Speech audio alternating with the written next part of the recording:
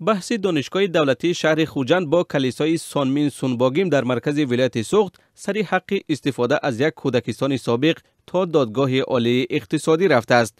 مکان مورد بحث در محله تیلاکان واقع است که در گذشته کودکستان بود.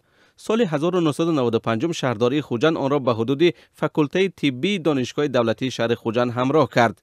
سپس در سال 1998 پس از بستن فاکولته طبی آن را برای استفاده به مدت 38 سال در اختیار سانمین گذاشت. در حال حاضر در این مکان کلیسای سازمان فعال است و پیروانش برای عبادت جمع می آیند. گفته می شود که این گروه حدود 200 پیرو دارد. دانشگاه دولتی شهر خوجند دعوا دارد که به این مکان نظر به سانمین سونباگیم حق بیشتری دارد و با راه دادگاهی می خواهد آن را دوباره به اختیارش برگرداند. کلیسای سانمین از سالهای 1992 در تاجیکستان فعال است و تا زمان قبول قانون نو دین در سال 2009 بیشتر به حیث سازمان میسیونری یا مبلغه فعالیت داشت.